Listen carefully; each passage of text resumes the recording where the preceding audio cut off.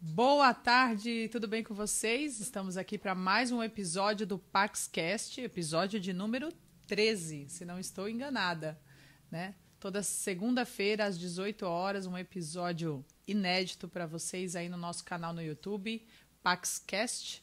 E hoje, com a presença, novamente, com a graça de Deus, de um missionário da comunidade que nós tanto amamos, Canção Nova.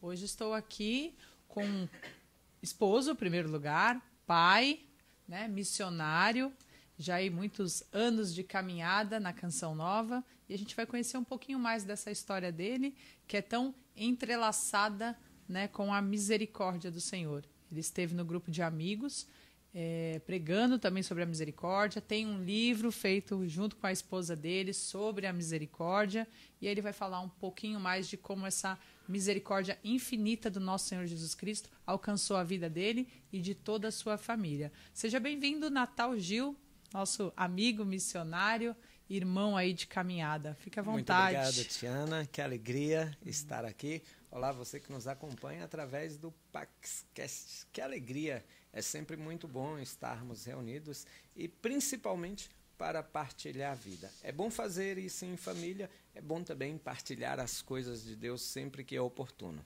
Amém. E aí a gente já começa com uma pergunta clássica. Quantos anos Natal Gil está hoje? Ó, tomou até uma água agora, gente, para responder. Rapaz, é algo interessante, Tiana. É importante, porque esse ano, graças a Deus, eu vou me tornar cinquentenário. Olha, meu nome meio é Natal, século. Graças a Deus, meio século de vida. Nasci em 25 de dezembro de 1974. Daí você já sabe a origem de Natal. Graças a Deus, este ano, completando meio século de vida, 50 anos de idade, e o meu nome, Natal, porque eu tive o privilégio de nascer no mesmo dia em que celebramos o nascimento de nosso Senhor Jesus Cristo, dia do Natal. Eu tinha um amigo que fazia também aniversário, dia de Natal, mas como ele não era muito da caminhada, ele ficava meio revoltado, digamos assim, porque as pessoas acabavam esquecendo do aniversário dele, né? Para você tá tranquilo? Sim, sim. Na verdade, é um nome um tanto quanto diferente, né? É comum natalício, natalina, Natália para as meninas também, né? E o meu, não. Tem um fato curioso, porque eu nasci em Vitória da Conquista e é a terra de Dr. Gil, o pai de Gilberto Gil. E quando eu nasci, um primo meu disse ao meu pai, Natal Gil. Acharam bonito, foram no cartório, registraram. Passei por algumas realidades, porque é um nome diferente, então as brincadeiras sempre acontecem, mas graças a Deus sou curado e liberto no nome de Jesus. Amém. E aí, quantos anos de Canção Nova? Graças a Deus, também esse ano, agora no mês de julho, completo 25 anos de comunidade. E um detalhe curioso, porque no ambiente familiar, ou o pessoal me chamava pelo nome completo, Natal Gil, ou Naná, Nagil. Natal é o meu nome de caminhada cristã. Então, depois da experiência do meu encontro pessoal com Deus, sobretudo dentro da vivência missionária no Carisma Canção Nova, passei a ser conhecido por Natal. Oh, louvado seja Deus. Que coincidência também, porque o Diácono Nelson esteve aqui com a gente e ele também esse ano, ano que vem, eu acho, né? Ele completa tudo com 5 também. 65, 50 de comunidade e por aí vai. E você, esse ano, então, completa 25 anos, bodas de prata. Bodas de prata com a Canção Nova. Louvado seja Deus. Então, e aí eu pensei, nome Natal, né, nasceu o dia de Natal, né, toda aquela referência cristã, mas o berço era católico? Sim, família? Graças a Deus fui criado em uma família católica, uma família tradicional, que se frequentava a Santa Missa aos domingos.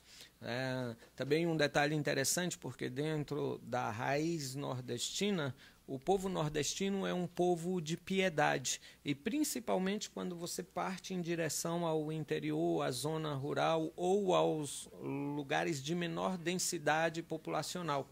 Então eu fui criado nesse ambiente em que se rezava, por exemplo, respeito, né? Sim, meu pai tinha uma obrigação que foi assumido por minha mãe, na festa de São João, fazer um momento para rezar com a ladainha de São João, por exemplo, mas não só a ladainha de São João.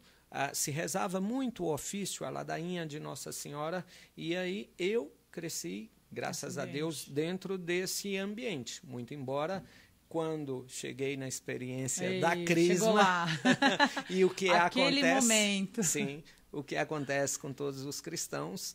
Eu bati asa e voei para a igreja. Mas você para fez uma vida a mundana. regrinha, batizou, Sim. primeira comunhão. Sim. Aí a coisa, depois do crisma, que Desandou.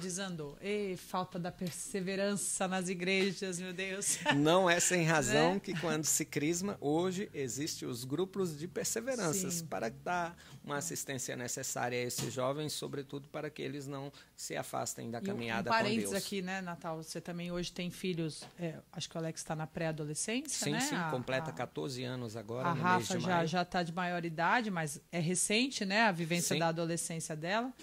Um parênteses é que tome esse cuidado, né? Essa fase aí que termina o crisma e fica ali num tempo, né, sem ocioso, né, sem nenhuma participação, né, de vida espiritual, a coisa tende a piorar, né? Então, por mais que não ache grupos de perseverança na sua paróquia, que às vezes, né, não são todas que tem, procure um grupo de jovens. Aqui na cidade do Guarujá, graças a Deus, a gente tem o Sentinelas, da qual sua filha é coordenadora e participa, né, lá em Cachoeira Paulista.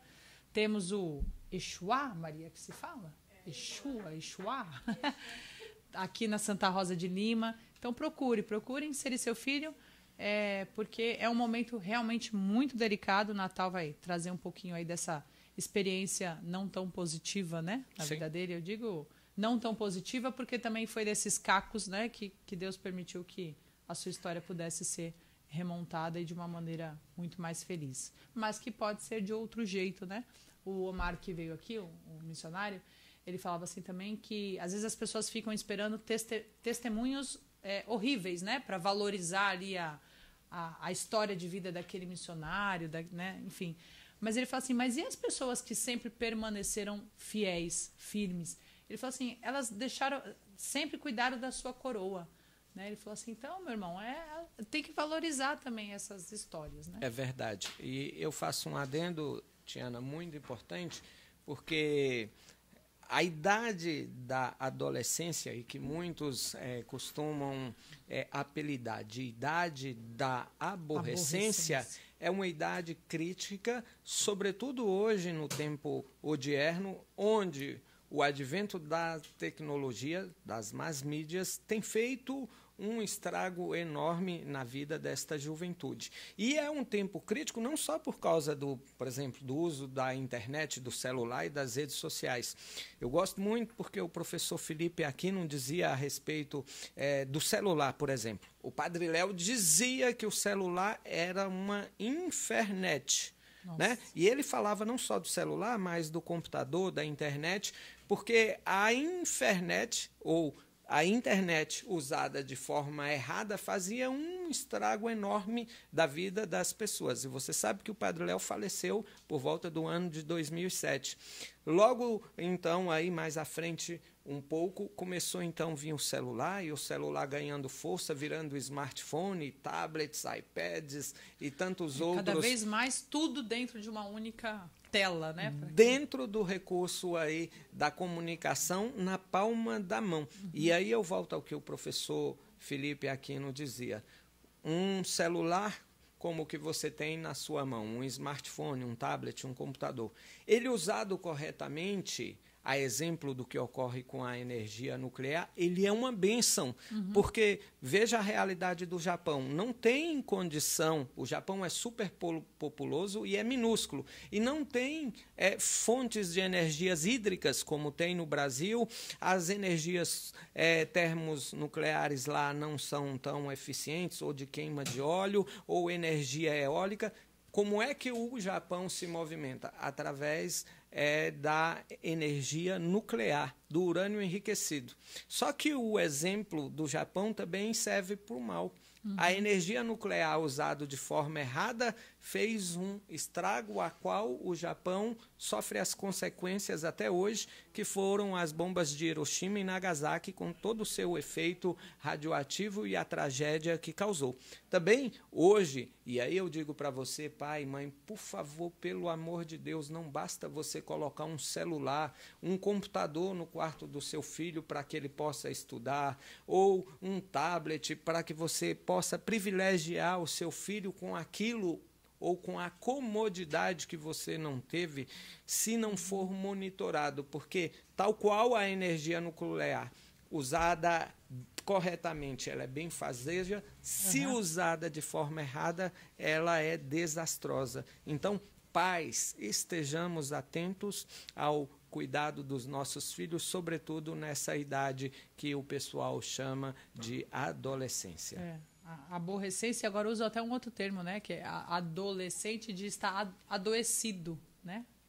De várias transformações que acontecem, de várias, né, confusões de tudo, de toda a questão hormonal também que acontece. Então, é realmente uma fase muito delicada. A gente tem acompanhado bastante jovens aí, né, dentro dessa faixa etária, e se não tiver esse olhar mais atento, né, do que em qualquer outro momento da vida, se perde e para voltar, muitas vezes nem consegue voltar, né? Então, infelizmente, muito cuidado.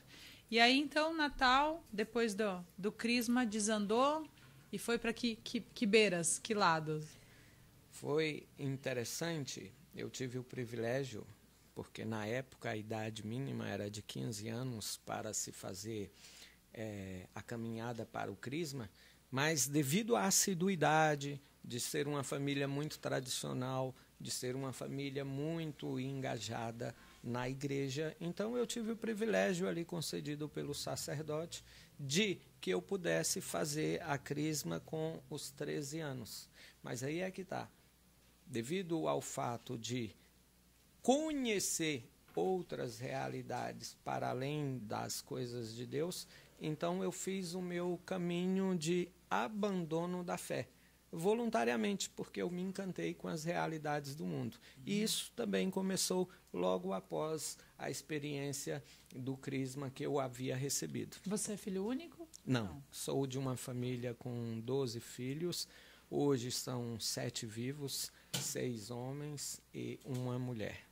E nessa, você tinha muitos mais velhos, muito mais novos? A maioria eram mais velhos. Aí a minha pergunta é, essas realidades mundanas, você conheceu, né, nesse contexto com os irmãos, ou com amigos, ou foi sozinho mesmo procurar? Não, foi sozinho, foi sozinho. Foi com colegas, noitadas, porque o solo baiano é um solo complicado. O povo baiano é um povo festeiro, é um povo dado ao carnaval, dado ao forró, e que gosta de fazer festa com facilidade.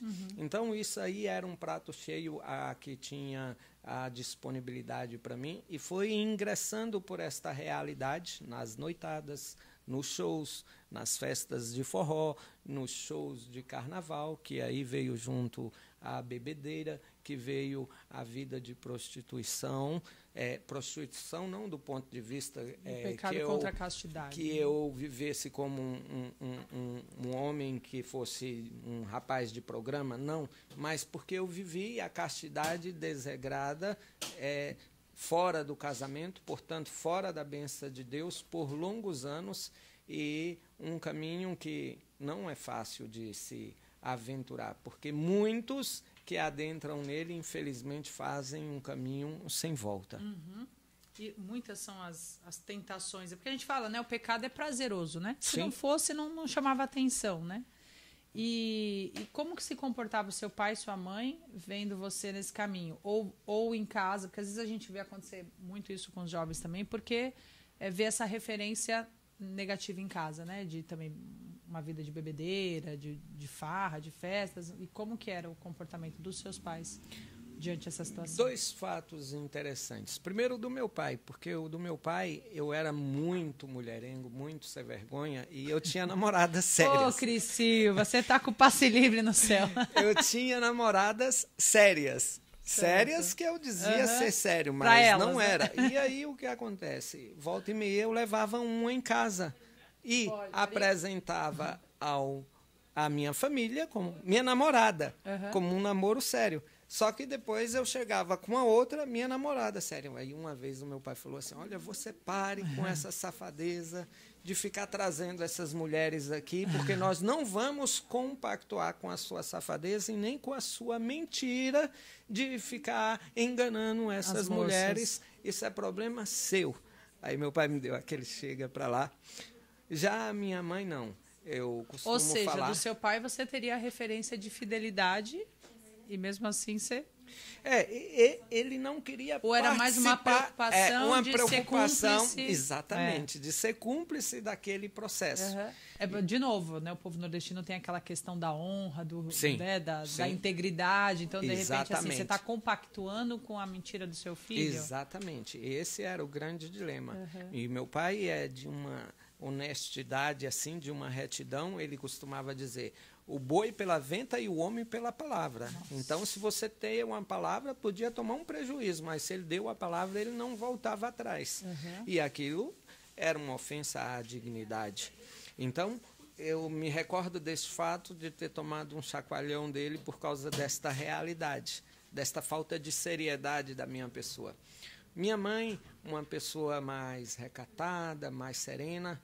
Minha mãe, e eu também tinha uma afeição muito grande, um relacionamento, assim, que poderia dizer, não tem relacionamento diferenciado de uma mãe para com um dos filhos, uma preferência. Não, a mãe trata todos igual, mas havia um quê a mais. Sim. E minha mãe, ela nunca brigava, ela nunca xingava, ela só silenciava e rezava.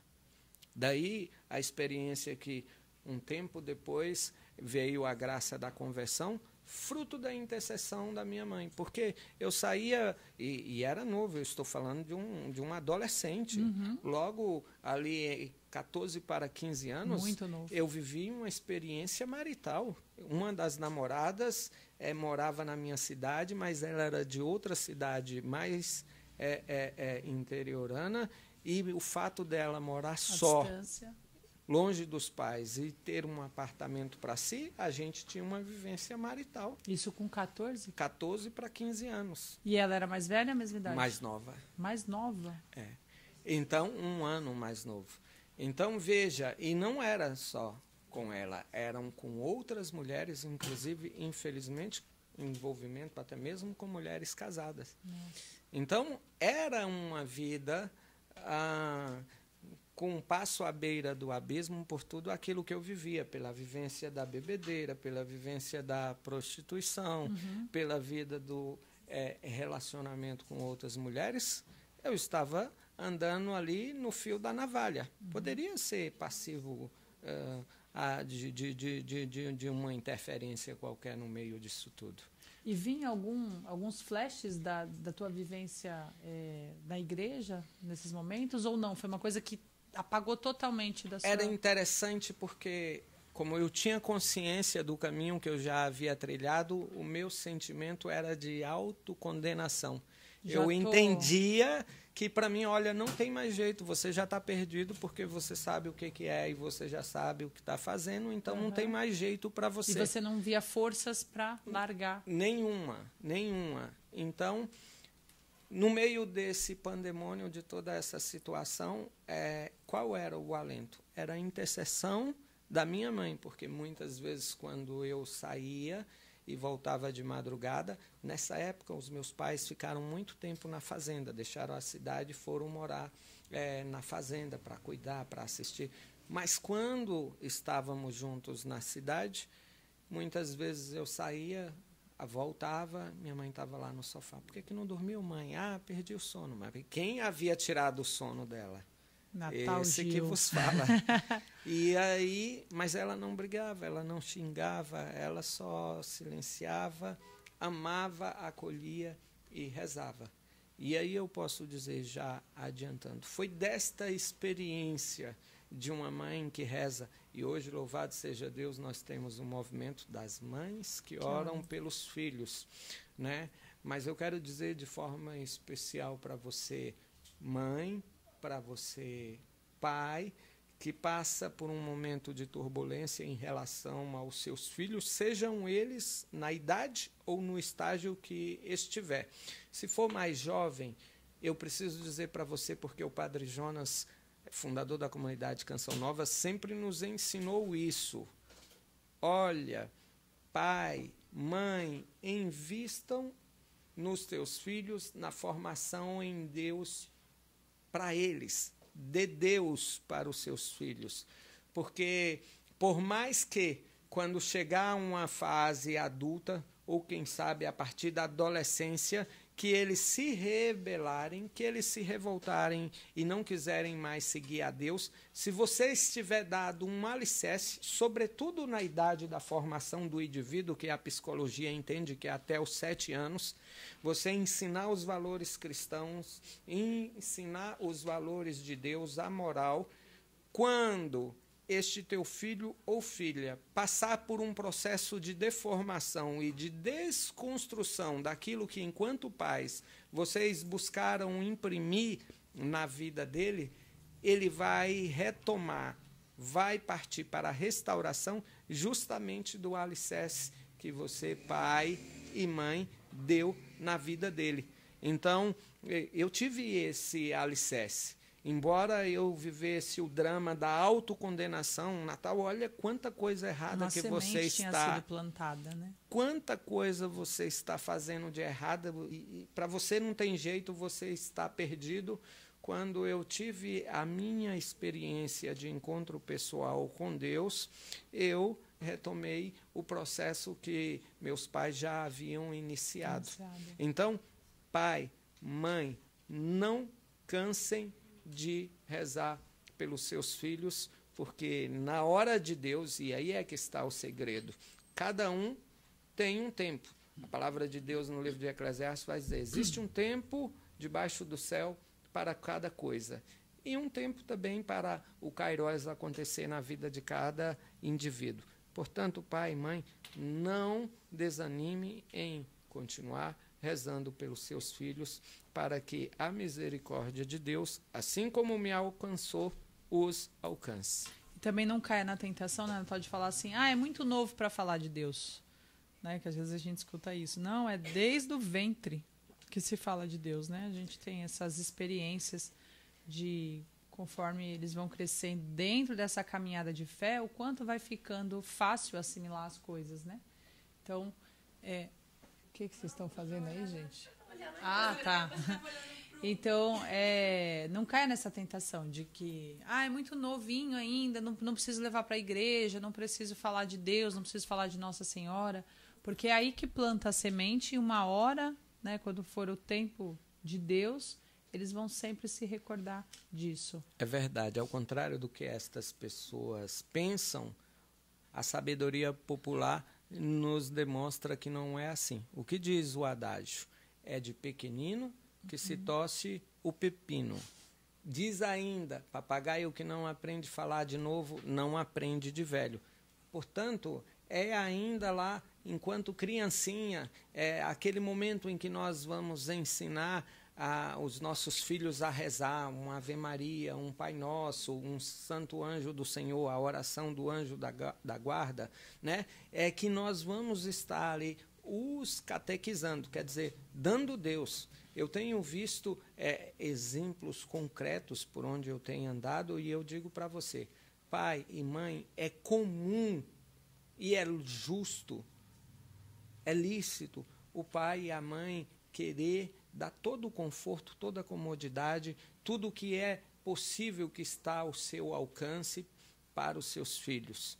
Dar o melhor estudo, dar um quarto todo personalizado para ele, com o tema que ele gosta, dar os melhores cursos, cursos de línguas, matrículas em academias esportivas, como nadador, como jogador disso e daquilo outro, e tantas outras realidades. Encher os filhos de mimos. É bacana quando um pai quer dar estes cuidados e mostrar também o seu afeto por meio destes mimos, destes presentes. Né? Mas se você não der Deus, você não terá dado nada. Deem Deus aos seus filhos. É isso. Nossa, quanta história, a gente só chegou nos 15 anos de Natal ainda, hein? E a gente está falando aí de meio século de vida, né? E aí essa vida, ela perdurou até que idade, Natal? Desregrada. Veja, aí estávamos em 15, foi quase aos 23 anos. Nossa, foram bastante quase tempo. 10 anos. E foi uma vida de afastamento de Deus a tal ponto, porque ainda com 15 anos, meu pai, que tinha um comércio, deu a mim, confiou a mim para que eu dirigisse. E já naquela época eu tinha ali à disposição as contas bancárias do meu pai e cartões de crédito. Só que eu não tinha maturidade para gerir tudo isso. Uhum. E qual foi a consequência? Como imaturo que eu era, eu peguei e coloquei aqueles bens a serviço do pecado. Então, para mim, todo dia era dia de festa. Todo dia eu ia para o barzinho, todo dia eu estava com a mulher, todo dia eu estava na sexualidade desregrada. Gastou tudo, foi para o mundo, só restou o pecado. Exatamente, como filho pródigo. Vivendo ali de festa, de show, de São João, não queria outra vida. Até que vem a consequência natural daqueles bens que você estava jogando fora, o pai vendendo gado ali, vendendo uma coisa ali, para ir pagando as contas, e aí o vazio interior, porque você vai se deparando com a realidade. Puxa vida, eu tinha tudo, e agora eu aqui nesta situação, e aí as cobranças, a autocondenação aumentando, e a ponto de que uma vida que era feita de prazeres mundanos, de repente se tornou uma vida esvaziada completamente de sentido. A ponto que, se eu tivesse coragem, ou se não fosse o desígnio de amor e de misericórdia de Deus para a minha vida, eu não estaria aqui para contar esta história para vocês. Uhum. Mas por quê? E nós estamos aqui diante da imagem do quadro da Divina Misericórdia. Deus é amor, Deus é misericórdia, Deus tinha um propósito para a minha vida, e esse propósito veio inicialmente pela oração da minha mãe. Um dado momento, né, depois de quase 10 anos, veio a minha conversão. Uhum. E que eu já aproveito até para trazer esse episódio aqui, porque foi marcante. Como disse, depois de esbanjar, de dar um bom prejuízo financeiro ao meu pai, depois de perder o sentido da vida e não encontrar razões para continuar vivendo, eu tive que ir em um final de semana à propriedade rural do meu pai para pagar os funcionários. E nisso a minha vida tinha virado um inferno. O meu pai, porque eu havia dado tanto prejuízo e tanto desgosto, imaginem o clima, o dissabor que era para ele e ao mesmo tempo para mim, está passando por toda essa situação. E aí eu tive que ir fazer o pagamento dos funcionários. Minha mãe havia 2 meses que havia falecido. E minha mãe, detalhe... Seja, a sua mãe intercedeu por anos e não estava aqui, viva, quando você teve encontro pessoal? Não. Veja, quando minha mãe faleceu, antes dela falecer, minha mãe teve 3 infartos.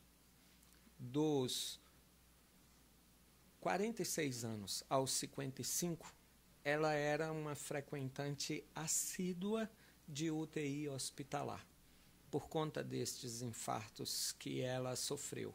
E eu vivi uma vida tão desregrada, tão escravizada pelo pecado, sobretudo pelo pecado da sexualidade, da bebedeira, que em momentos que eu estava num show de carnaval, chegava um vizinho, um primo da minha, esposo da minha prima, e falava assim, eu me recordo desse episódio, foi marcante: olha, sua mãe está na UTI. Acabou de ser internada novamente. E eu continuava bebendo, continuava pulando como se não fosse comigo. Anestesiado, perdido, consumido por aquelas realidades de pecado. E tinha um vínculo, como disse, muito grande, um afeto muito grande por minha mãe.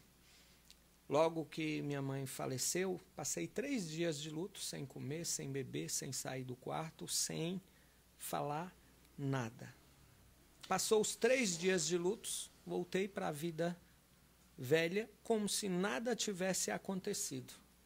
Até que um dia, minha irmã chegou, véspera desse momento que eu fui à fazenda, e me colocou no canto da parede e disse: Ná, veja o que você está fazendo com a sua vida. Você está se destruindo e destruindo os outros. Veja o desgosto que você está dando para a maninha. E aí ela chantageou, porque eu tinha um vínculo. Minha mãe era o tipo de mãe que, assim, chegava no final de semana, que se fazia o frango, aquele tradicional frango cozido do final de semana, ou frango assado, ela sabia que eu gostava 2 pedaços do frango, o peito e o ganhador. Nunca fui de outras coisas. Hoje não. Hoje eu sou fã dos miúdos do frango, sou fã de uma galinhada, por exemplo, com piqui. Mas naquela época eu era menino mimado. Então, minha mãe separava lá o peito e o ganhador para mim comer, porque eu só comia aqueles pedacinhos lá, aquelas partes. Então, ela tinha aquele cuidado ali comigo. Como o pecado é tão sujo, com todo esse amor, esse afeto, essa afinidade com a sua mãe, você ainda era cego pelo pecado ao ponto desses momentos cruciais na vida dela, você não conseguia estar presente. Corresponder. E aí o que aconteceu? Minha irmã pegou pesado nessa chantagem, mas ela falou com firmeza e com dor no coração, como sendo ali para mim a minha mãe e a voz de Deus naquela hora. Ná, veja o que você está fazendo com a sua vida e com a vida dos outros. Olha o desgosto, e como bom baiano, que você está dando para a maninha. Pense que maninha não está feliz com a vida que você está levando. Passou-se, foi nesta semana, poucos dias depois eu fui para a fazenda pagar os funcionários, fiz os pagamentos, tal lá, passei o final de semana. De repente, depois de tudo lá, tinha ido para a cidade beber, voltei e tal. De repente, na cozinha, onde era uma copa-cozinha, eu sozinho, os funcionários lá para as casas deles, eu sozinho na casa sede, liguei o rádio. Liguei o rádio e um homem estava falando sobre o Salmo 90, 91, sobre a importância de se rezar o Salmo 90 e 91, depende da tradução da Bíblia que você tem, porque ele era um poderosíssimo salmo de libertação. E aquele homem dizia da experiência dele enquanto no seminário, onde eles rezavam diariamente o Salmo 90, e convidava as pessoas na sua pregação a habituar-se a rezar o Salmo 90 como um salmo de libertação, para que Deus intervisse por meio da oração daquele salmo na vida das pessoas. E o misterioso é que, estando afastado de Deus, e não acreditando que tivesse a misericórdia de Deus para a minha vida, porque eu tinha consciência do caminho que eu estava trilhando, e devido ao afastamento de Deus, eu não falei, mas eu tinha uma espécie de lista de Schindler. Eu tinha uma lista, eu me orgulhava da quantidade de mulheres que eu havia me relacionado, que eu havia transado com essas mulheres. Então, por tudo isso, eu achava que não tinha jeito para mim, que o meu caminho era de perdição. O que é mais bonito, misteriosamente, ao ligar esse rádio, e era a rádio que a minha mãe ouvia, estava lá aquele homem falando daquela necessidade de se rezar o Salmo 90 como um salmo de libertação. E eu dei ouvido àquilo ali, mesmo estando longe de Deus. Por quê? Porque aquela rádio era a rádio que a sua mãe habituava a ouvir. Já estava sintonizada? Já estava sintonizada, justo na rádio. O que aconteceu? eu ouvi, dali a pouco cuidei da minha refeição, fui dormir, e quando eu dormi, eu sonhei com a minha mãe, como se eu voltasse para minha casa, e quando eu voltava para casa, eu encontrava com a minha mãe, e a minha mãe me recebia com alegria, abria uma cômoda, uma estante dessas que comumente tem nas casas, na sala, né? E tira um marca-página como nós também comumente usamos nas nossas Bíblias. Ela tirou um marca-página como esse aqui, que eu vou pegar, obviamente não foi, mas um marca-página, um marca-texto. E no marca-texto dela, no marca-página, estava o Salmo 91. E aí, no sonho, rezávamos juntos o Salmo 90, 91, e ela pedia: meu filho, passe a rezar todos os dias esse salmo para que Deus te liberte dessa situação. Imagina. Aí, no outro dia, quando eu acordei, fui até a cidade vizinha, fiz uma ligação para minha irmã e pedi que ela comprasse uma Bíblia e me enviasse. Essa mesma irmã que te sacudiu. A única que eu tenho. O resto são todos irmãos. Eu liguei para ela e pedi para comprar uma Bíblia e mandar para mim. Só que ela mandaria pelo ônibus de linha e esse ônibus só chegaria à noite. E era 130 quilômetros de distância a fazenda da nossa residência na cidade. Eu voltei para a fazenda, depois eu não tive paciência de esperar a noite. Corri, voltei para a minha cidade, Vitória da Conquista. Cheguei lá, comprei uma Bíblia, busquei um padre e confessei, e graças a Deus isso foi no ano de 96. Minha mãe faleceu em julho, isso foi mais ou menos em setembro, e graças a Deus, desde então, eu estou no caminho do Senhor.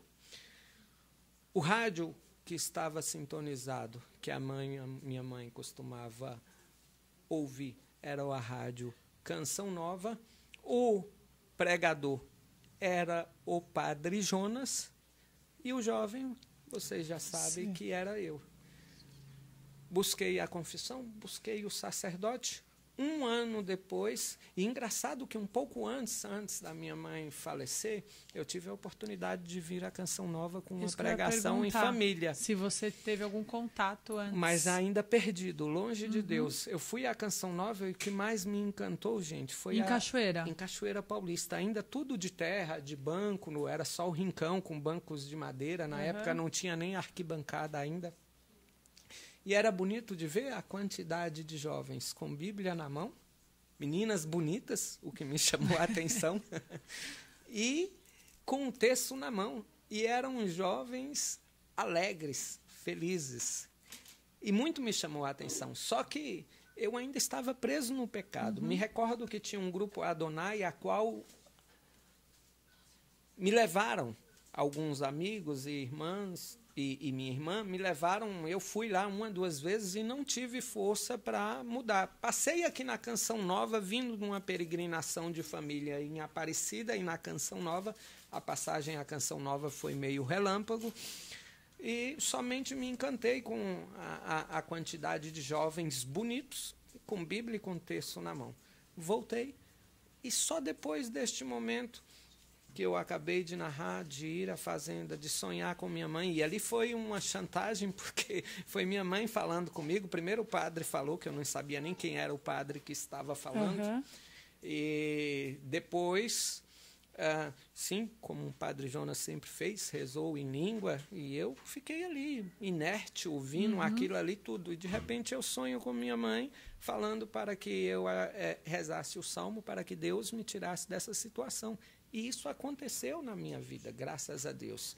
Eu comprei a Bíblia, eu busquei a confissão, comecei a participar de um grupo de oração, voltei à missa dominical, e 1 ano depois eu estava na minha cidade, na Catedral Metropolitana de Vitória da Conquista, Catedral de Nossa Senhora das Vitórias. De repente me chega lá no final da missa, o padre fala: gente, olha só, está chegando uma comunidade de missionários católicos para a nossa cidade de Vitória da Conquista, e eles estão passando frio, porque quando se fala da Bahia, o pessoal pensa ou do sertão, com um calor esturricante, ou do mar, das praias, Ilhéus, Porto Seguro, Salvador. E não sabia que Vitória da Conquista faz frio. Então, eles estão precisando de agasalho e estão precisando montar a sua casa para que eles tenham condição de se estabelecer aqui e também evangelizar. Então, quem puder, vá lá na antiga Discar. A Discar era uma concessionária Ford, era o local onde a Canção Nova se estabeleceu pela primeira vez em Vitória da Conquista. Vá lá conhecer os missionários e vá lá ajudar.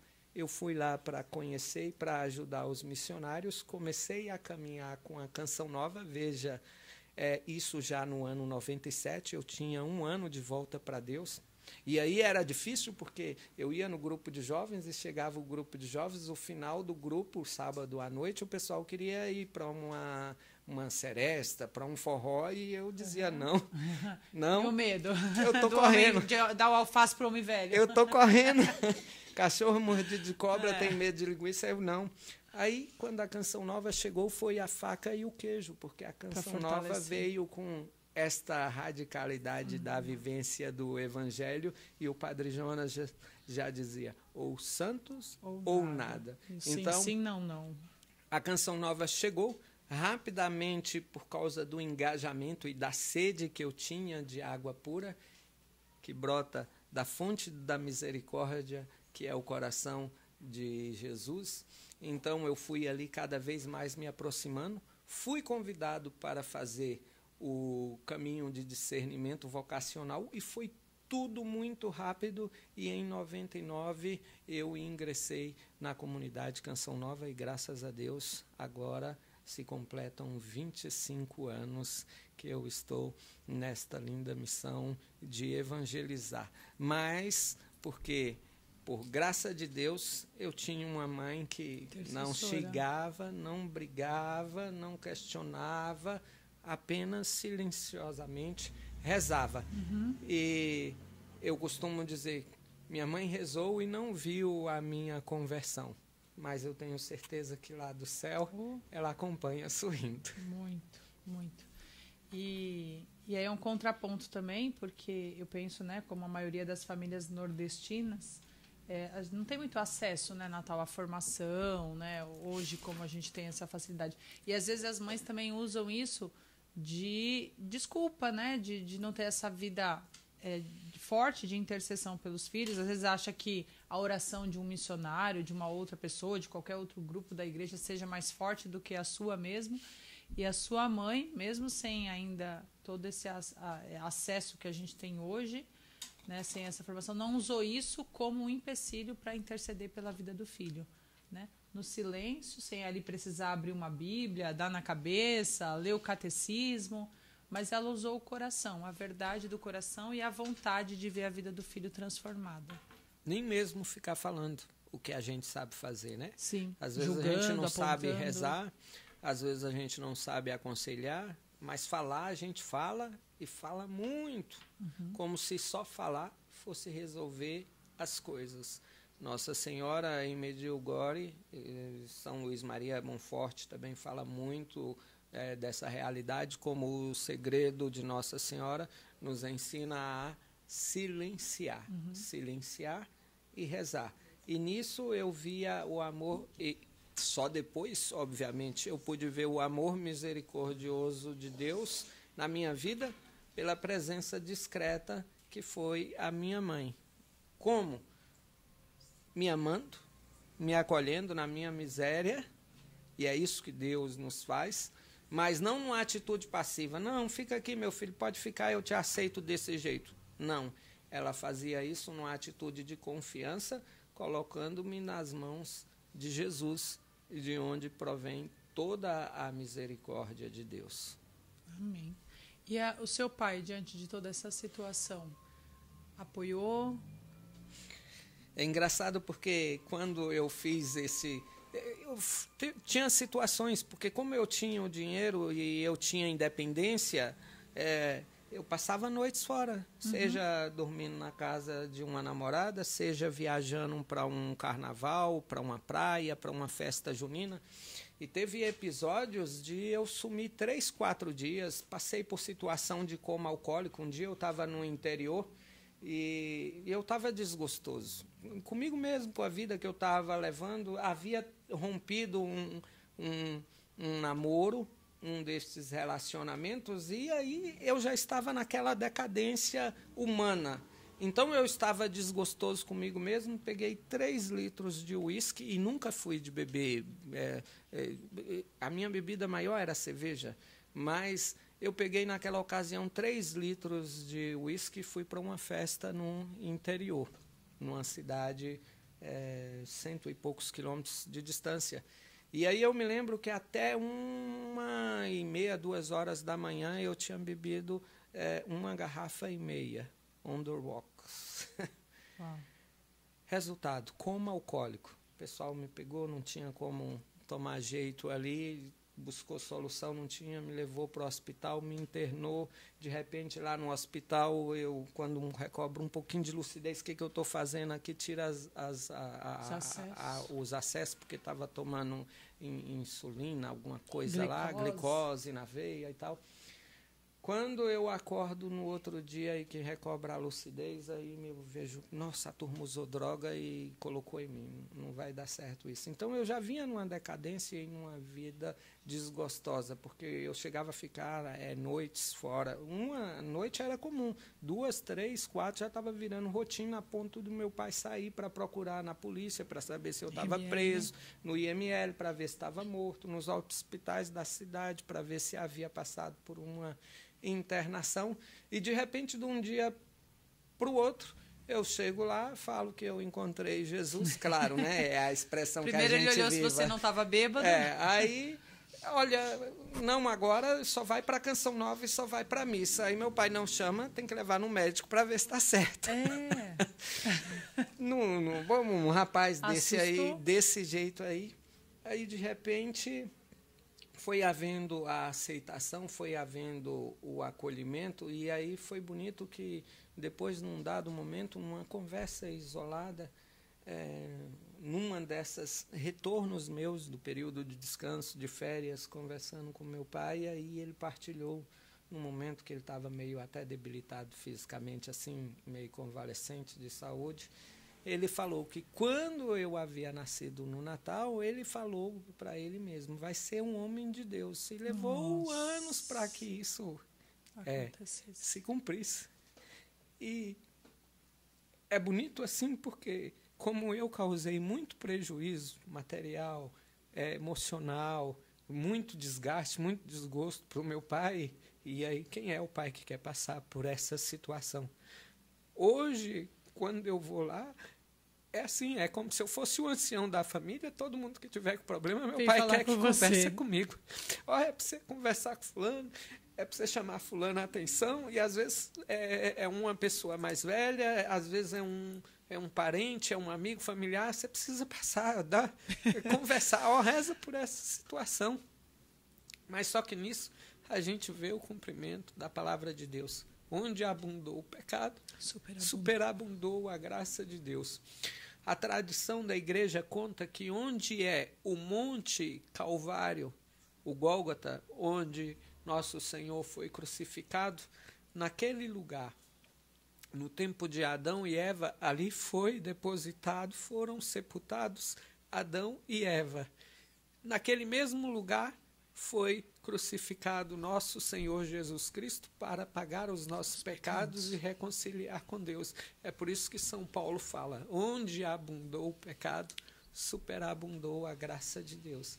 E hoje eu vivo essa experiência. Sei que sou falho, sei que sou pecador.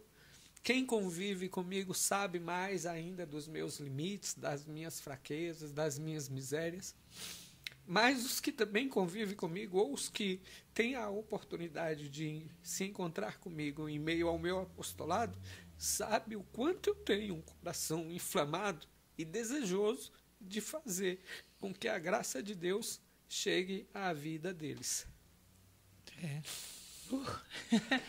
Esse episódio Gente, é maravilhoso o poder de Deus, o poder da intercessão de uma mãe, né? E eu fico imaginando, assim, o orgulho do seu pai, né? De ver a transformação desse filho. Apesar de todos os bens deteriorados, né? De todo o desgaste emocional, físico, como você mencionou, mas ver essa obra de Deus se concretizando na vida do filho, não tem nada que possa falar assim, mas fez tudo isso e agora não. Tudo é o mínimo, né? Todos os bens que você gastou, todas as noites que você deixou ele aflito, eu tenho certeza que nada se compara à alegria dele de ver o Natal de hoje, de poder chegar lá e ter esse orgulho até, né? De falar assim, não, vai lá, conversa com meu filho que ele vai ajudar vocês. E aquele meu filho que era tão pecador, tão miserável, né? Que trazia as moças aqui e queria que a gente fosse cúmplice de situações tão erradas. Deus é tremendo, é maravilhoso. É bonito de ver a obra de Deus, Tiana, porque a cada retorno que eu fazia à minha cidade para o meu período de descanso, para rever a minha família, para estar com os meus, as pessoas que me conheciam lá do passado, lá de trás, quando encontrava comigo, e às vezes tinha 2, 3 pessoas conhecidas, aí sempre tinha alguém que falava assim, rapaz, Deus existe mesmo, viu? Porque ver a vida que esse cabra levava aí, e hoje como ele está vivendo e servindo a Deus, só pode ser Deus. Só pode ser Deus. Também vivi uma outra experiência no ano de São Paulo, no ano paulino, 2008, eu fui mandado em missão para a minha cidade, Vitória da Conquista. E eu me peguei numa crise, num dilema, falei, meu Deus do céu, como é que vai ser isso? Eu voltar para a minha terra, pregar para pessoas que me conheciam, que sabiam... de repente você até machucou com as suas atitudes. Que sabiam quem eu era, as atitudes que eu tive, o comportamento que eu tive, a vida que eu vivi. Eu falei, meu Deus, como é que vai ser isso? E cheguei por ocasião do ano paulino e me deram uma pregação para poder falar justamente a respeito de São Paulo, discípulos e missionários, a exemplo de São Paulo. Eu estava em crise, falei, Jesus, como que será isso? E o bonito que Deus inspirou, Deus conduziu, e aí eu fui trazendo a história da conversão de São Paulo, e aí falei para as pessoas, e aqui está o mais bonito de tudo, assim como Deus fez com São Paulo, Ele fez na minha vida para mostrar que é possível fazer na sua, se você nele acreditar. Louvado seja Deus. Ai, Senhor. E aí... foi rápido, então, o caminho para a Canção Nova? Em torno ali de 3, 4 Deus anos. tinha urgência. Tinha urgência. Em um ano eu entrei.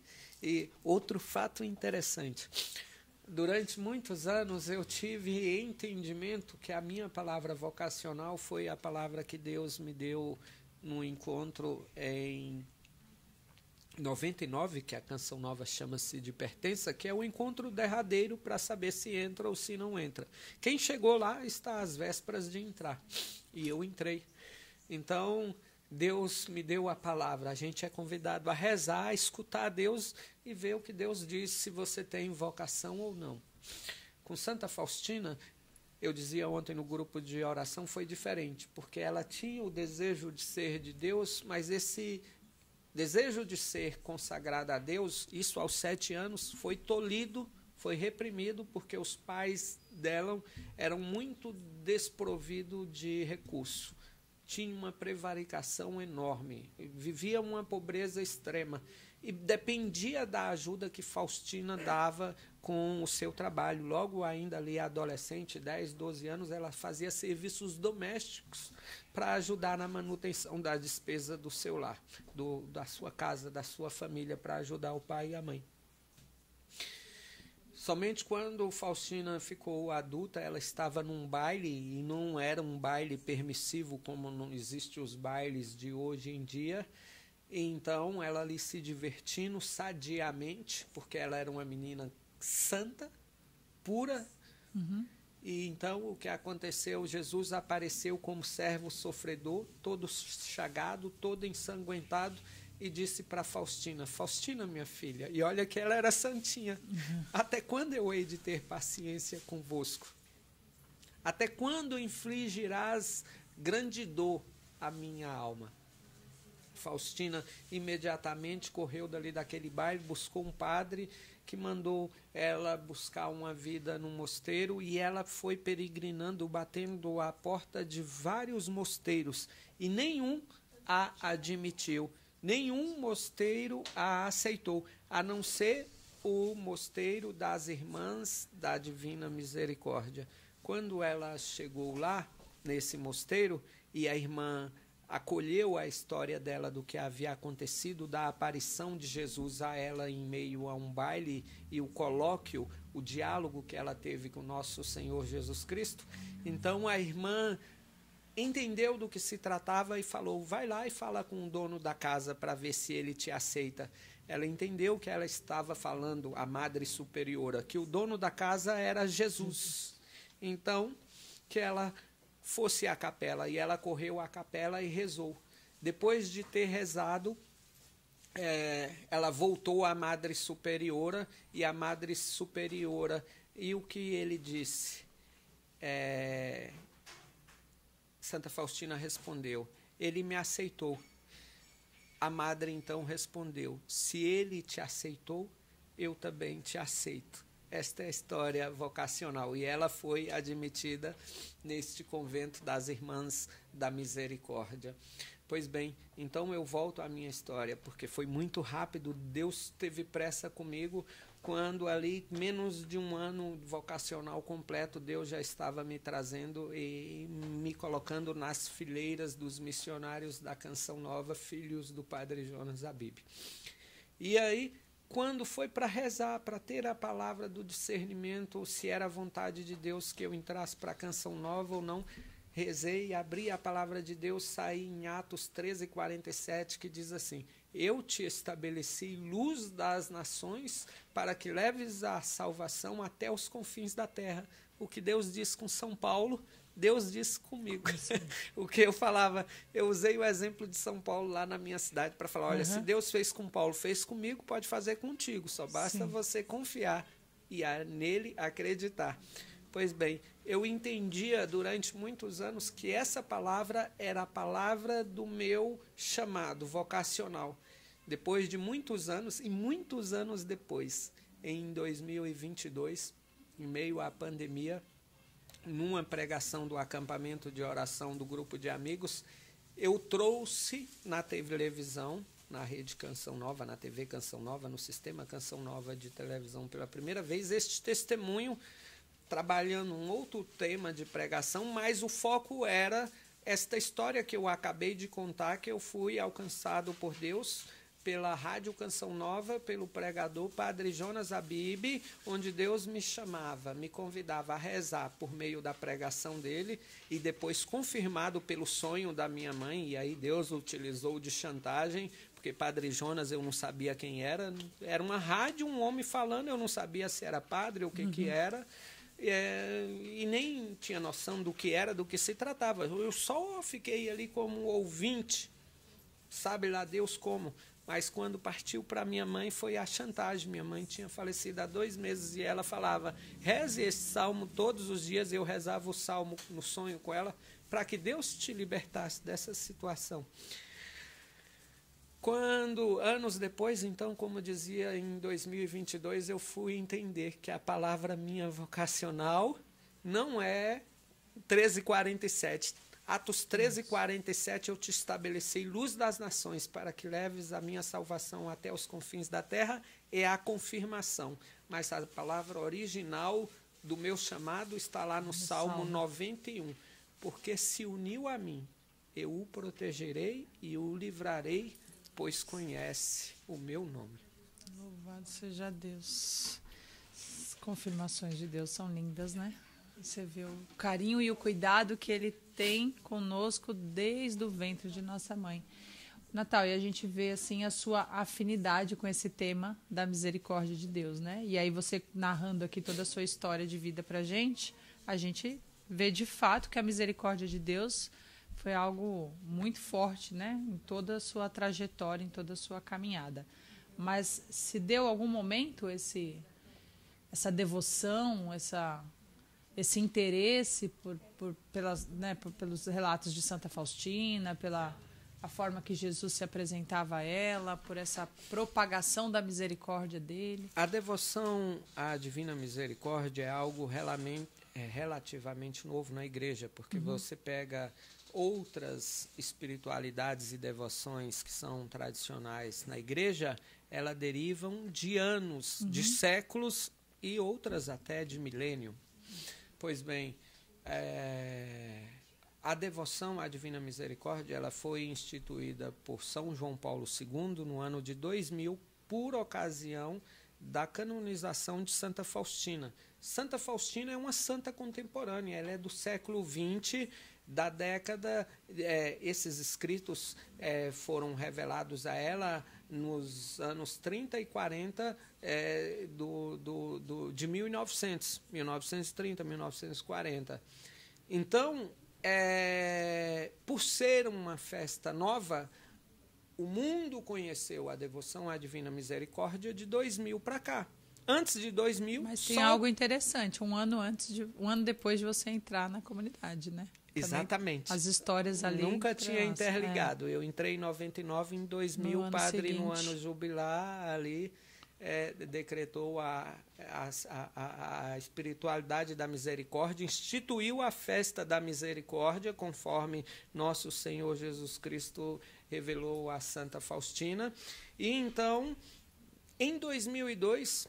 a Canção Nova realizou a primeira festa da misericórdia. O bonito é que já em 90 e pouquinho, quase 2000, uma irmã nossa de comunidade, a Graça Melro, uma celibatária, morando no Rio, ela conheceu a espiritualidade da Divina Misericórdia e o texto antes mesmo de tomar a proporção pública de conhecimento da igreja, que foi a divulgação do Diário de Santa Faustina, pública, de forma oficial pela igreja, e a instituição da Festa da Misericórdia.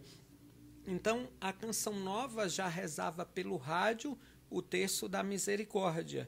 E ali a Cris, já nos anos 2000, como apresentadora da TV Canção Nova, rezava com Eliana Sá, no programa que elas apresentavam, no Juntos Somos Mais, o texto da Divina Misericórdia. Então, até mesmo um pouquinho antes ali daquilo que foi instituído pelo Papa, que nós conhecemos como Festa da Divina Misericórdia, a comunidade já ali ensaiava, já na vivência, na sua regra de vida, a oração da misericórdia do terço às 3h da tarde. Faz parte da nossa regra de vida, da nossa espiritualidade, da vivência do carisma Canção Nova.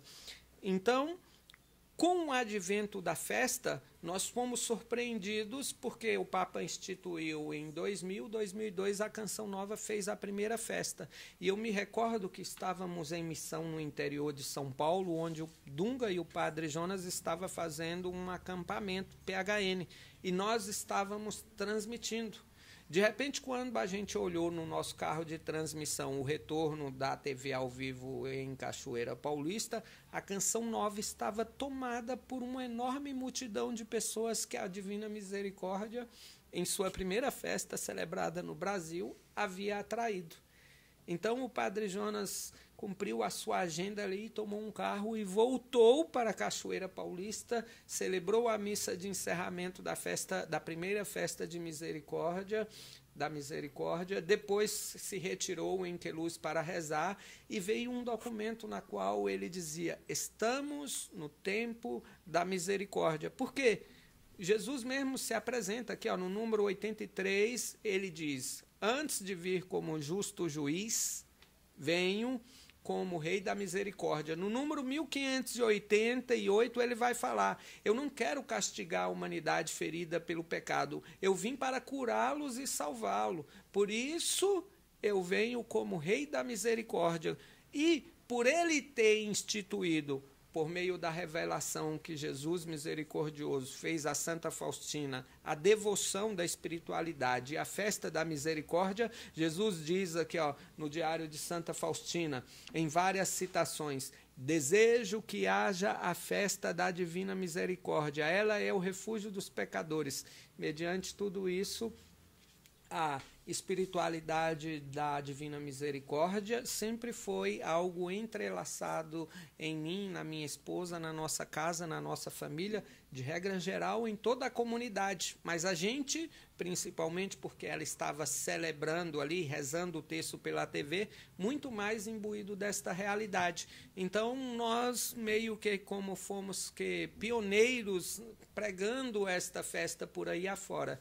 E este livro, o livro Enquanto é Tempo, Recorram à Fonte da Minha Misericórdia, foi uma inspiração que Deus nos deu, porque no ano de 99, no ano de 2019, na festa da Divina Misericórdia em Cachoeira, Deus nos convidou a pregar naquela ocasião, naquela festa, e na preparação das pregações, Deus inspirou este livro, que aos olhos humanos ele é um livreto, porque é um livrinho pequeno de 100 páginas, diante do diário, que é um livro denso, grande, profundo, como é a Sagrada Escritura. Deus nos inspirou este pequeno livro como uma síntese da mensagem da devoção e da vivência da espiritualidade da divina misericórdia, de forma que aqueles que não tivessem, né, a gente pode até dizer assim, um livro desse, Deus me livre, vou comprar um livro desse para ler. Não é um livro para ler, é um livro para rezar.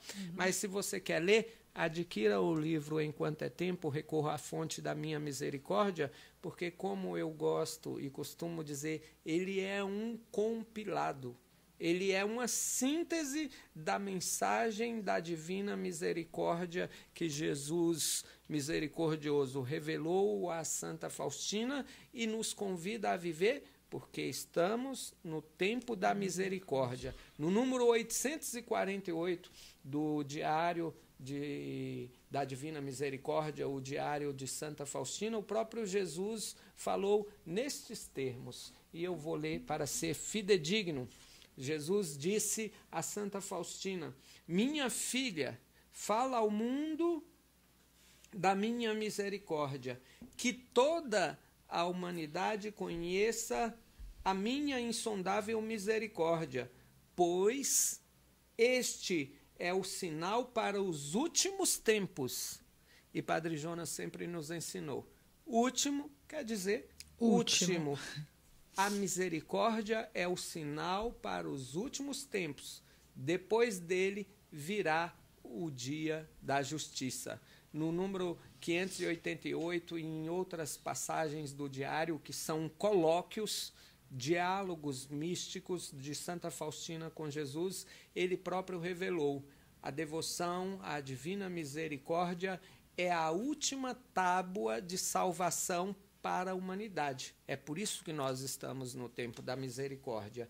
E aí Jesus concluiu esse diálogo com Faustina dizendo: enquanto é tempo, recorram à fonte da minha misericórdia e tirem proveito do sangue e da água que jorraram para eles. É por isso que nós rezamos o terço da divina misericórdia, é por isso que nós invocamos a misericórdia de Deus para a nossa vida e para aqueles a quem Deus nos confiou. Amém. E aí você falou aí já de como a misericórdia de Deus, essa devoção, né, essa espiritualidade entrou na sua vida, e tem muito da Cris, né? Cristiane Silva, sua esposa, casados há quanto tempo? Graças a Deus, completamos agora em 2024 21 anos. Graças a Deus. Em setembro. E aí, como é que foi o encontro? Um homem que veio aí de tantas experiências, né, com mulheres, a olhar e falar assim: essa é a mulher que eu vou passar o resto da minha vida. Foi bonito e foi bacana você trazer esse detalhe, porque quando eu cheguei, eu falei do grupo de jovens. Eu saí de uma vida mundana, de uma vida de prostituição, e confessei Voltei para a igreja, voltei para a missa e eu falei, eu preciso de algo a mais, preciso de um grupo de jovens. Fui no grupo de jovens, só que no grupo de jovens, como eu falei, terminava o grupo, queria ir para um forró, queria ir para uma seresta.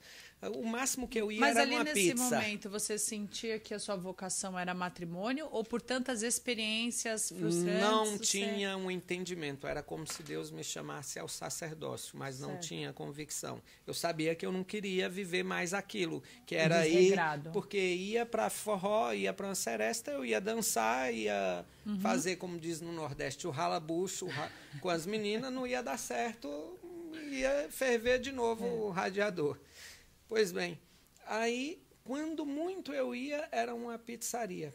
Então, logo, Deus, por socorro, fez com que a Canção Nova chegasse à minha cidade, um ano depois, em 97. Quando a Canção Nova chegou, fui ajudá-los e fui ajudado, porque a Canção Nova foi a sede com a vontade de beber, a fome com a vontade de comer. Foi um casamento perfeito. Era a ajuda que eu precisava. Só que também na igreja tinha muita mulher. Então, um monte de mulher de todas as idades, eu não sei qual era o imã que eu tinha. Tem gente que fala que eu tenho uma cara boa, agradável. Tem gente que fala que eu sou sisudo, que eu tô... Mas, enfim, e nem é o mais importante. Mas lá eu era rodeado por mulheres que queriam o convívio comigo. E eu correndo aqui e acolá para dizer, não é por aí, não mexo com isso. Até que também apareceu a Cris, que era uma menina adolescente de 17 anos, com uma história muito sofrida, familiar, mas ainda uma menina pura, e que na beira do precipício para cair, na boca do leão. Aí eu me aproximei para ajudá-la. E nessa ajuda, a Cris também foi mais uma a engrossar a fila de querer ficar comigo. Mas isso no ambiente da paróquia ou já da Canção Nova? Então ela já era também uma candidata? Não estava enquanto candidata, né? Eu já estava, ela não. Aí... Ela chega depois de você, então? 6 meses depois, poucos meses depois, aí para o vocacional. Mas a chegada da Canção Nova foi mais ou menos juntos. Ou seja, vocês eram da mesma cidade? Sim, sim. Mas você nunca tinha visto ela? Não, graças a Deus não, porque senão teria frustrado os planos de Deus. Pois bem, gente, então... olha, vocês conseguem entender como Deus é perfeito, como Ele guarda e resguarda todas as situações? Desse jeito. Então, o que aconteceu... eu fui ajudá-la para que ela não se tornasse uma vítima, como eu fui, do mundo, da sedução do inimigo de Deus, sobretudo da luxúria, do pecado da carne, da fornicação. Então, fui ajudá-la e aí ela começou a gostar. Só que eu fui tocado a dizer para ela, embora as outras meninas também estivessem frequentando a Canção Nova como ela, eu fui inspirado por Deus a dizer para ela, olha, o que eu não disse para as outras, eu vou dizer para você, vamos rezar. Se for de Deus, será. E aí eu acho que ela rezou com gosto. Rezou com gosto, porque depois o padre Ivo, que na ocasião fez uma experiência com a Canção Nova e morou lá em Vitória da Conquista, ele nos acompanhou e nós iniciamos aquilo que na Canção Nova se chama de caminho de namoro, que é um caminho de conhecimento, um caminho de aproximação. Até que quando o padre Jonas foi à Canção Nova no ano de 98, num acampamento, o padre Evos falou, olha, agora vocês já têm condição de namorar. Por causa minha, não por causa dela. Por causa minha. Aí a gente, então, começou a namorar. Só que começou a namorar pouco tempo depois, a Canção Nova chamou, vem, vocês podem vir. Só que aí nós éramos namorados e estávamos namorando. Aí a Canção Nova, não vai dar certo vocês entrar os dois juntos namorando. Vocês não vão conseguir viver a vocação. Faz o seguinte, entra um, depois o outro. Entra Natal e Cris, você vai depois. Aí, beleza. Aí a gente teve que parar e fazer as contas. E aí, como é que vai ser? Aí a gente chorou um tanto. E aí falou, isso olha, já tinha 2 anos? 1 ano. 1 ano. Aí, se você estiver disposto a esperar, eu vou esperar. Aí eu entrei com o compromisso de esperá-la e ela entrou para me acompanhar. Passamos 2 anos e 8 meses separados. Uau. Mais uma vez, Deus teve pressa. Assim como Ele teve pressa que eu entrasse na Canção Nova, comigo foi tudo diferente. a gente voltou a namorar. Com 6 meses de namoro, a própria comunidade pediu para que noivássemos. Com 3 meses de noivado, pediu para que casássemos. E hoje já vai completar 21 anos. 2 filhos, a Rafa e o Alex. A Rafa com 19 e o Alex, que completará no mês de maio, dia 26, dia de São Felipe Neri, 14 anos. E a Rafa, 6 de agosto, dia da transfiguração do Senhor, 20 anos. Que bênção de Deus. Nossa Senhora. São as surpresas de Deus, né, na nossa vida.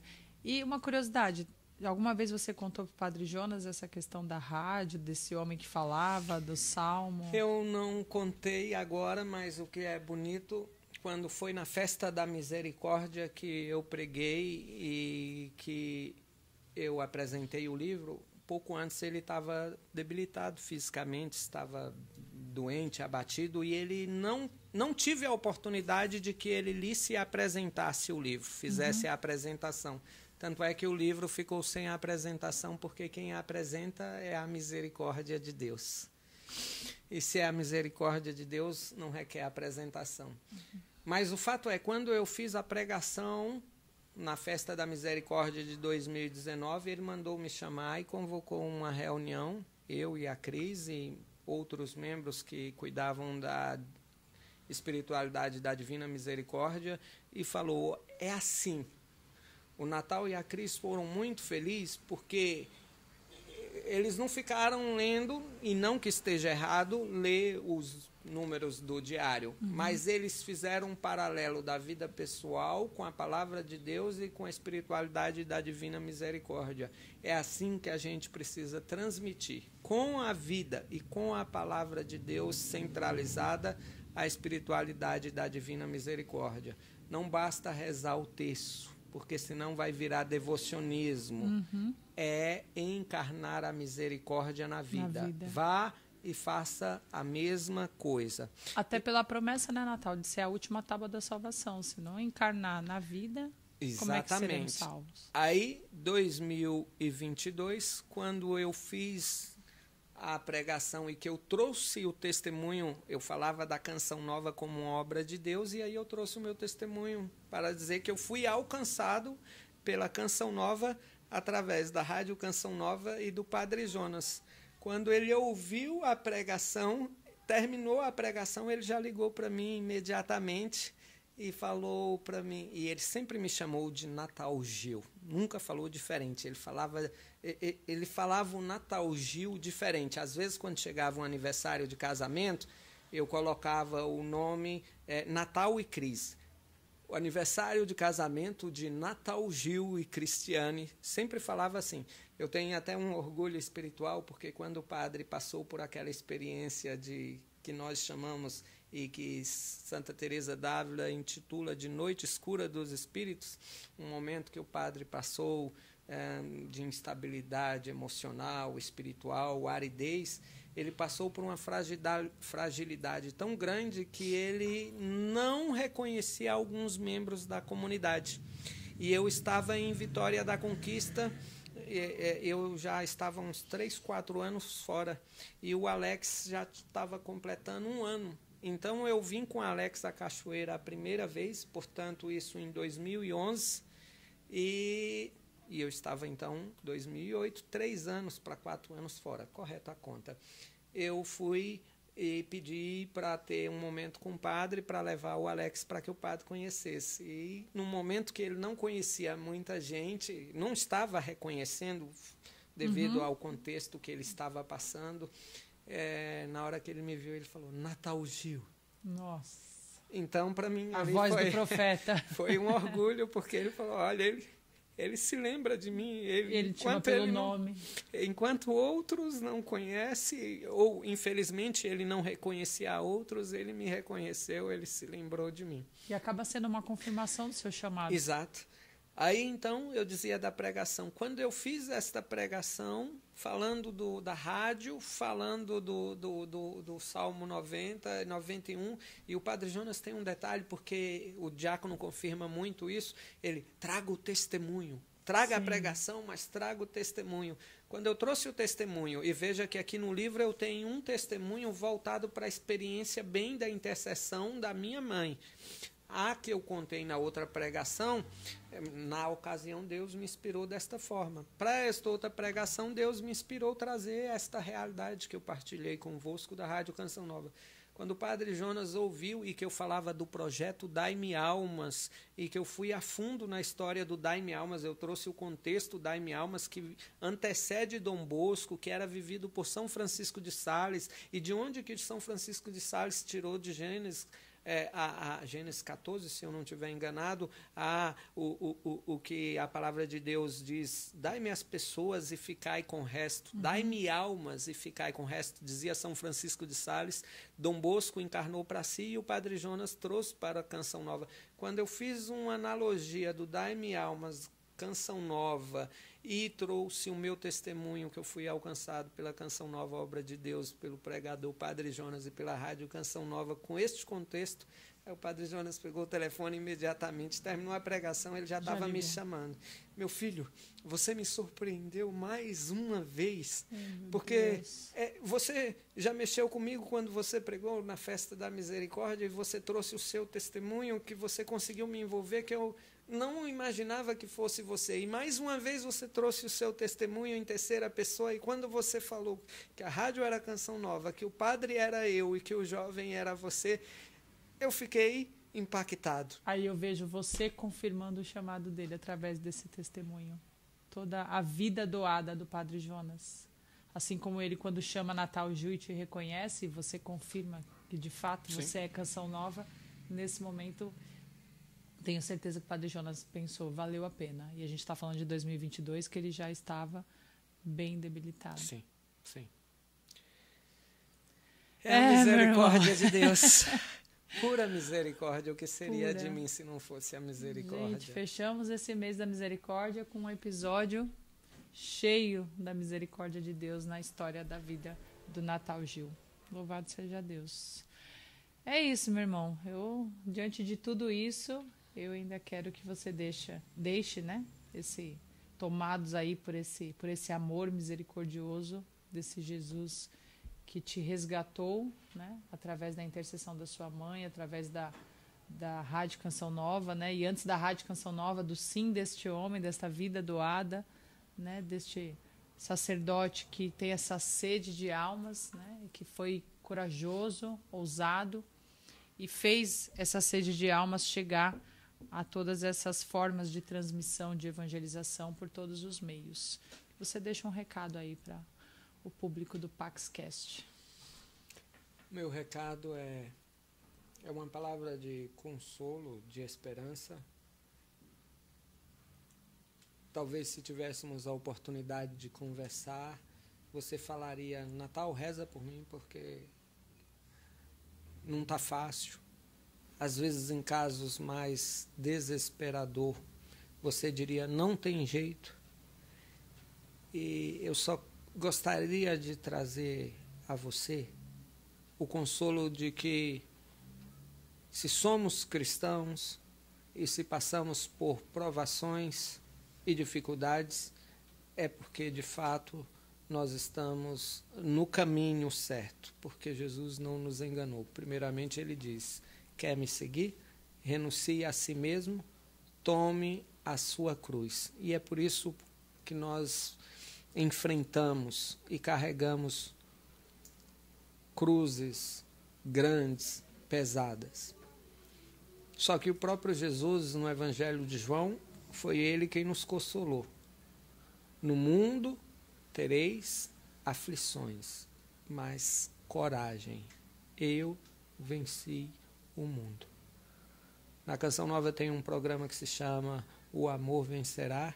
Eu sou testemunha concreta. O amor de Deus venceu e está vencendo na minha vida, porque a misericórdia de Deus, em seu tempo, adentrou e transformou a minha vida. Diante da situação que você vive hoje, eu digo: coragem, coragem, porque a misericórdia de Deus é para aqueles que a ela se confiam.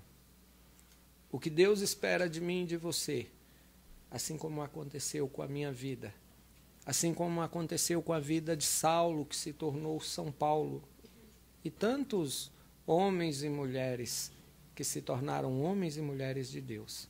Deus quer o nosso sim. Deus quer a abertura do nosso coração. Deus quer que nós nos confiemos a Ele.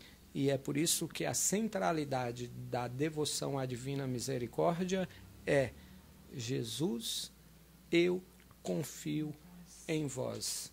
Eu não sei quais são as tuas dores, quais são os teus sofrimentos, quais são as tuas provações, mas eu sei que você é convidado a colocar nele, como diz a palavra de Deus em 1 Pedro capítulo 5, versículo 7, lançai sobre ele todas as vossas preocupações, porque ele tem cuidado de vós.